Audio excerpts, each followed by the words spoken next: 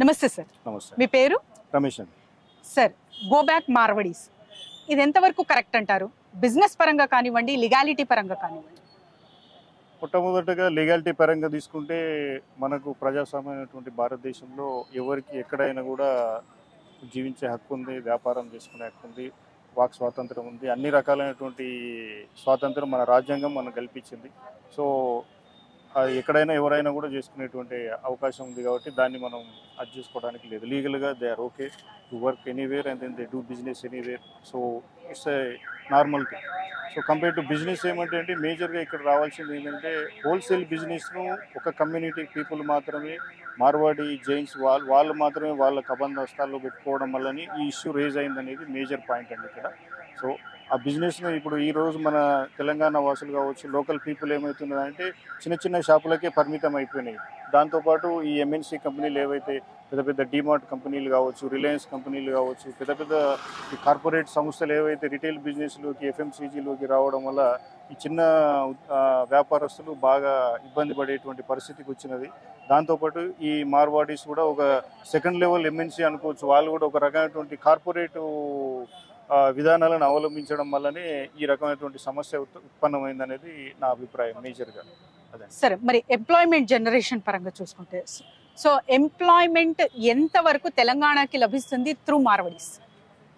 Employment చూసుకుంటే అండి చాలా మటుకు మీరు కానీ మనం ఉన్నటువంటి లొకాలిటీలో ఏ బిజినెస్ చూసుకున్నా కూడా మేజర్ పర్సెంట్ ఆఫ్ పీపుల్ వాళ్ళే ఉన్నారు.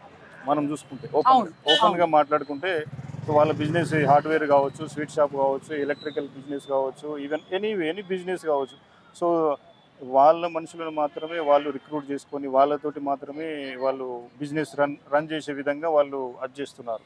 సో అది కూడా ఒక మేజర్ కన్సర్న్ ఇక్కడ జరుగుతుంది. దానివల్లనే ఇటువంటి ఈ ఉద్యమాలు అనేటువంటి వీళ్ళని గో బ్యాక్ అనేటువంటిది, అంటే వాళ్ళు ఏ రకంగా కూడా రావడము, ఇక్కడ ఎర్న్ చేయడము, తర్వాత వాళ్ళ అమౌంట్ కూడా మళ్ళీ దాంట్లోకి అది చేసుకోకపోవడము, దానివల్ల ఏమవుతుందంటే ఈ లోకల్ పీపుల్కి ఏ రకంగా ఉపాధి లేదు, ఏ రకంగా వాళ్ళ వల్ల మనకు అది లేదు అనేటువంటిది ఏర్పడడం వల్లనే ఈ సమస్య ఉత్పన్నమైందనేది నా అభిప్రాయం. Yes sir. సో మరి ఈ ప్రాబ్లంకి సొల్యూషన్ ఏమంటారు? మరి ట్రేడ్ అసోసియేషన్స్ ఏమైనా బ్యాలెన్స్డ్గా ఒక ఒపీనియన్ త్రూ వెళ్ళాలా, లేకపోతే ప్రభుత్వాలే నిర్ణయం తీసుకోవాలంటారా?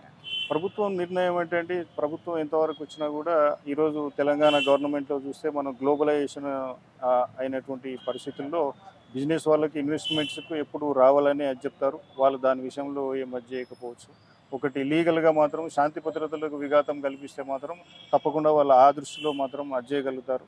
సో మేజర్ ఇంకోటి ట్రేడ్ యూనియన్స్ కూడా మనకు ఉన్నటువంటి బిజినెస్లో కూడా కింది స్థాయి నుంచి ఉన్నటువంటి లోకల్ బిజినెస్ వాళ్ళు, ఆ లోకల్ ట్రేడ్ యూనియన్స్, ట్రేడ్ వర్తకులు కానీ వాళ్ళు కానీ ఒక యూనియన్ కానీ ఒక అది ఏర్పడి, సో మిగతా బిజినెస్లో కూడా వీళ్ళకు కూడా అవకాశం, లోకల్ వాళ్ళకు కూడా ఒక హోల్సేల్ బిజినెస్లో అవకాశం కల్పించాలనేది మేజర్ పాయింట్ ఇక్కడ. మేజర్గా ఈ సమస్య ఉత్పన్నమైంది కూడా వాళ్ళ వల్లనే, దానివల్లనే. ఇప్పుడు ఎనీ బిజినెస్ మీరు తీసుకోండి, బేగం బజార్ తీసుకోండి, రాణిగంజ్ తీసుకోండి, గోల్డ్ బిజినెస్ తీసుకోండి, ఎనీ బిజినెస్ మీరు తీసుకోండి, ఈరోజు మార్వాడీసులు గ్రామాలకు వాళ్ళు కింది నుంచి పై స్థాయి వరకు వాళ్ళకి దాంట్లో వెళ్ళిపోయింది.